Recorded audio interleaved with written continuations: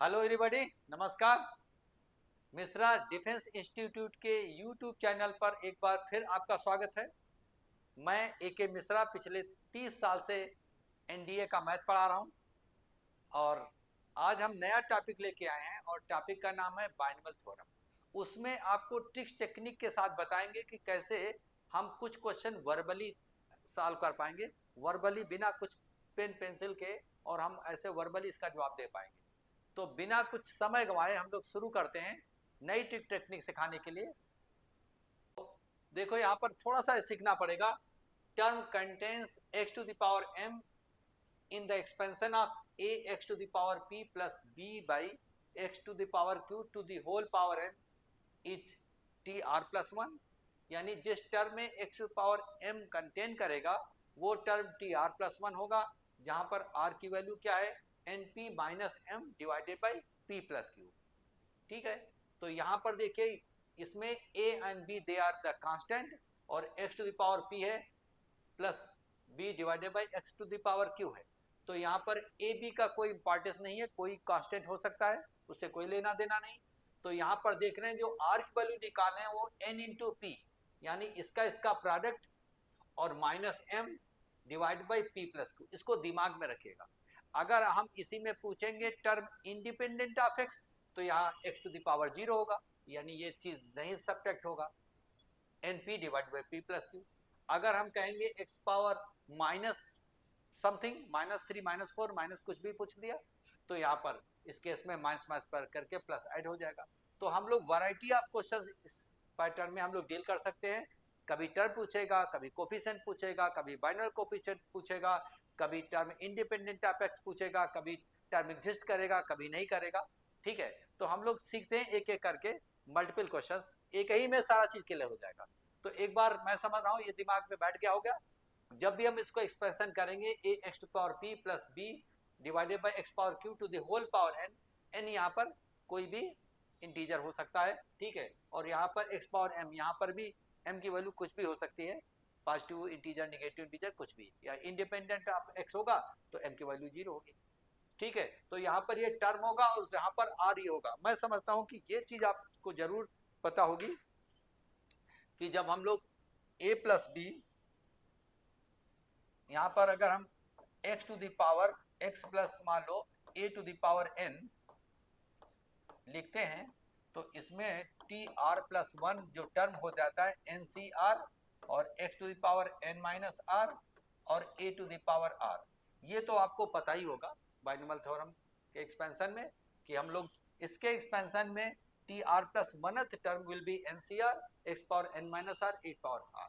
अगर यहाँ पे y लोगे तो एक जगह पे y हो गए, दो डिफरेंट टर्म्स होना चाहिए, अनलाइक टर्म होना चाहिए। तो उसका T R R general term हम लोग इस तरीके से लिखते हैं, ये दिमाग में होना चाहिए। ठीक है, दो आर की वैल्यू हम यहाँ पर डालेंगे और उसी के अनुसार required term will be after जो पूछा जा रहा है।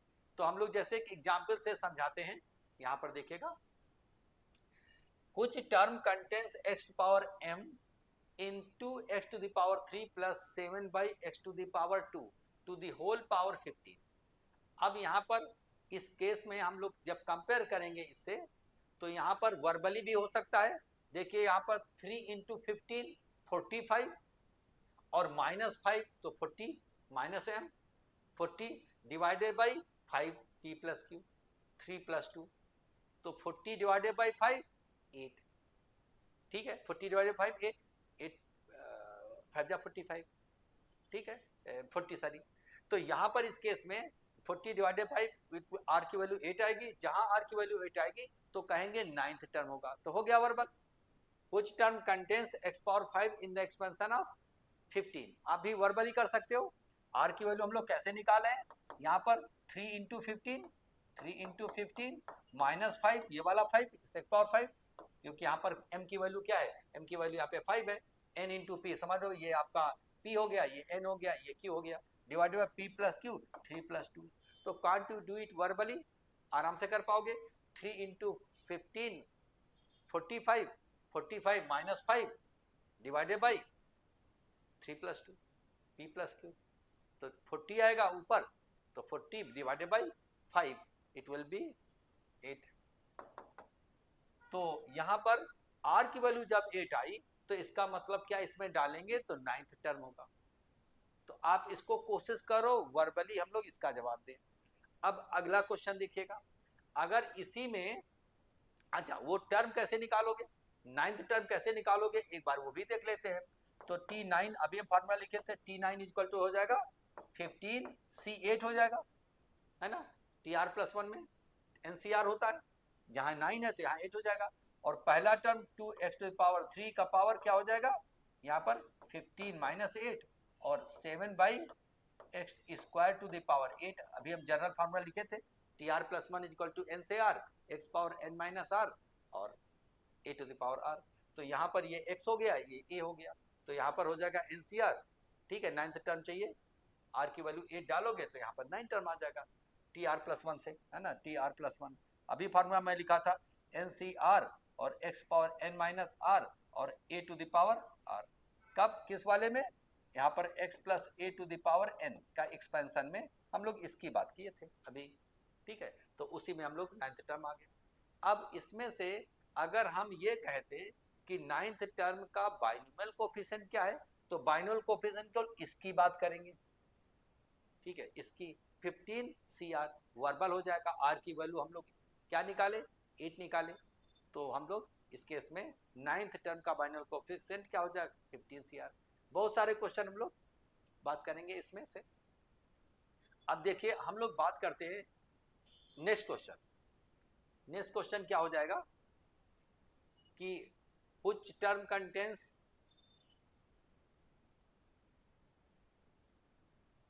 x⁻⁻5 कर दिया। अब इसको वर्बली कैसे करोगे, यहाँ पर r की वैल्यू निकालेंगे, 3 × 15 45 और माइनस माइनस प्लस हो जाएगा 50, 50 डिवाइडेड बाई 5, 3 + 2 तो 10, तो r की वैल्यू 10 आएगी, तो 11वां टर्म होगा, 11th टर्म, ठीक है, उसमें रख लेना। देखिए यहाँ पर फिर एक बार लिख रहा हूँ, यहाँ पर रखोगे r की वैल्यू कैसे निकालोगे, 3 × 15 माइनस m की वैल्यू अपने आप में -5 है, तो that's why it will be added divided by 2 + 3, यहाँ पे 3 था, 2 + 3, I'm sorry सेम ही है, 2 ही है, 3 + 2 है, 2 + 3। तो इस केस में देखिएगा 45 + 5 50, 50 डिवाइडेड बाई 5, तो r की वैल्यू क्या आई 10, 10 आई, इसका मतलब क्या हुआ कि 11th टर्म है।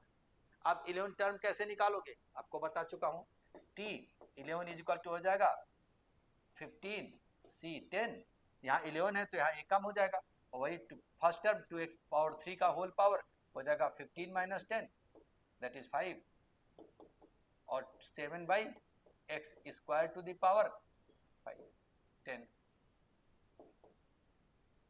है ना, x⁻n−r और a⁻r, तो वो पर्टिकुलर टर्म आ गया।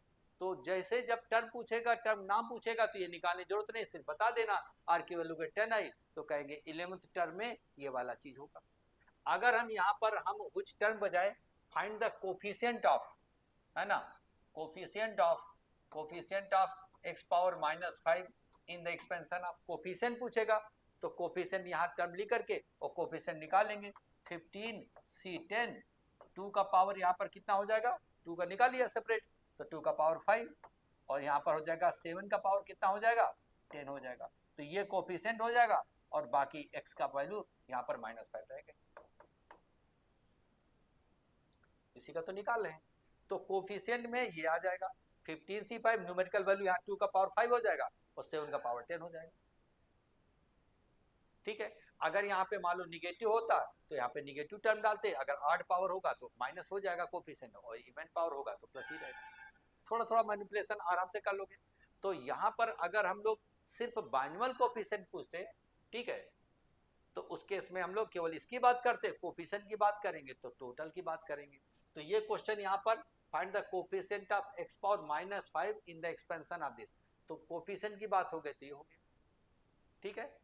यानी इस केस में टर्म कंटेन्स x⁻⁻5, तो ये वाला टर्म निकाल लिया, इसका कोफिशिएंट निकाल लिया। अब अगला क्वेश्चन अगर हम बात करते हैं,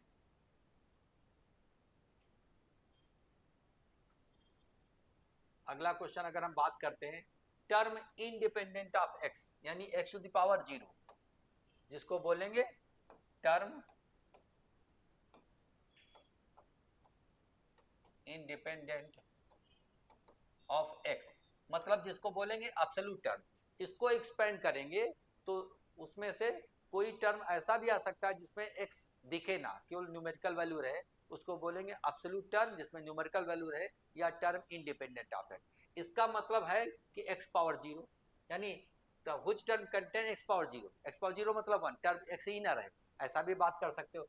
तो सीधा m की वैल्यू 0 हो जाएगी, तो वर्बली करेंगे दिस इंटू दिस, यहाँ पर 3 इंटू 15 45 डिवाइडेड बाई 5, तो 45 divided by 5 it will B 9, तो आर की वैल्यू 9 आएगी। तो 10th टर्म, तो 10th टर्म में x नहीं रहेगा आपका, इसका टर्म निकालोगे न्यूमेरिकल वैल्यू रहेगी, ठीक है।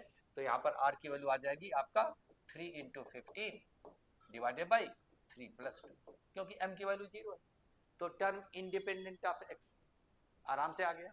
तो इसी टाइप का हम लोग क्या कर सकते हैं, बहुत सारा मैनिपुलेशन कर सकते हैं, बहुत सारा मैनिपुलेशन कर सकते हैं। अब यहाँ पर हम लोग अगर बात करते हैं, इसको भी मिटा देते हैं, कुछ term contain x to the power -3 मान लो। अब देखिए क्या होगा, फिर वही चीज वर्बली करेंगे, तो यहाँ पर क्या होगा, दिस इंटू दिस हो जाएगा 45, 45 माइनस माइनस प्लस किया तो यहाँ पर हो जाएगा -3 का प्लस हो जाएगा 48, 48 डिवाइडेड बाई 5, तो r की वैल्यू फ्रैक्शन आया, तो ये टर्म नहीं होगा। तो कौन सा टर्म में x पावर -3 होगा, ऐसा कोई टर्म ही नहीं होगा। तो कहने का मतलब, क्योंकि r की वैल्यू यहाँ पर कोई न कोई इंटीजर आना पड़ेगा, होगा तो टर्म यहाँ r की वैल्यू डालोगे तो r टर्म तो फ्रैक्शन नहीं हो सकता ना, या तो कुछ 10वां होगा, या तो 11वां, या तो 12वां होगा, ठीक है। तो यहाँ पर देखिएगा r की वैल्यू कैसे फ्रैक्शन आ रही, 3 इंटू 15 45 माइनस, और m की वैल्यू -3 हो गया तो 48 हो गया, डिवाइडेड बाई 3 प्लस 2, तो यहाँ पर हो जाएगा 48 divided by 5। What does it mean, अगर r की वैल्यू फ्रैक्शन आ रही, इसका मतलब यहाँ पर ये टर्म नहीं होगा। तो इसी टाइप का बहुत सारा होगा, तो अपने आप आर की वैल्यू इंटीजर आ जाएगी, आर की वैल्यू आ जाएगी तो टर्म हम ये लोग बोल देंगे। कोफिशिएंट पूछेगा तो कोफिशिएंट बता दें, बाइनल कोफिशिएंट पूछेगा तो एनसीआर वाला बाइनल कोफिशिएंट होगा। तो थोड़ा थोड़ा मैनिपुलेशन कर देगा, कभी मिडिल टर्म पूछेगा तो मिडिल टर्म निकालना आता ही होगा, ठीक है। तो हम लोग मिडिल टर्म कैसे निकालते हैं, यहाँ पर अगर ये ऑड है तो there will be 2 middle term, because total number of terms in the expansion of this will be even. तो यहाँ पर हम यहाँ का क्या करते हैं, n plus 1 divided by 2, 15 plus 1 divided by 2, that is 8, and 8th and 9th term are the middle term। और अगर यहाँ पर इवन होता तो n by 2 डिवाइड कर देते, plus 1 term would have been the middle term. तो मिडिल टर्म का बाइनल कोफिशिएंट क्या होता है, ग्रेटेस्ट होता है। तो वो डिपेंड करेगा हम क्या क्वेश्चन पूछ रहे हैं, उसी के अनुसार एक ही क्वेश्चन में बहुत सारे क्वेश्चन हम बना सकते हैं। तो इस चीज को आपको दिमाग में रखो, जब टर्म इंडिपेंडेंट ऑफ एक्स हो, एक्स ना हो तो m की वैल्यू 0 होगी, और अगर प्लस हो या माइनस हो तो प्लस हो में देखोगे आप, यहाँ m की वैल्यू अगर प्लस होगी तो यहाँ सब्ट्रैक्ट हो जाएगा, है ना, और m की वैल्यू माइनस हो जाएगी तो माइनस प्लस होगा। उसके बाद जो भी पूछा जा रहा उसी के अनुसार हम टर्म का पूछा जाएगा, तो r की वैल्यू आएगी, r की वैल्यू 9 आएगी तो 10वां टर्म बोलेंगे, r की वैल्यू 10 आएगी तो 11वां टर्म बोलेंगे, r की वैल्यू अगर फ्रैक्शन आएगी तो कहेंगे ऐसा टर्म ही नहीं होगा, और अगर टर्म पूछेगा तो टर्म का फार्मूला से हम लोग निकाल लेंगे। अभी हम बताएं टर्म का फार्मूला। तो इसी टाइप का बहुत सारा क्वेश्चन हम फ्रेम कर सकते हैं, बना सकते हैं। इसी टाइप का और भी हम वीडियो इसमें डाल चुके हैं, वो भी वीडियो जरूर देख लीजिएगा, उसमें भी बहुत नया नया टेक्निक सिखाए हैं, और इसमें भी आपको जब समझ जाओगे 2-3 एग्जाम्पल करके कर लीजिएगा, और मैं समझता हूँ कि आपको समझ में जरूर आ जाएगा। 2 बार 3 बार रिपीट करोगे और अप्लाई करिएगा, प्रैक्टिस करिएगा। हम लोग मिलते हैं नए वीडियो में, तब तक के लिए good bye. Thank you very much for watching this video.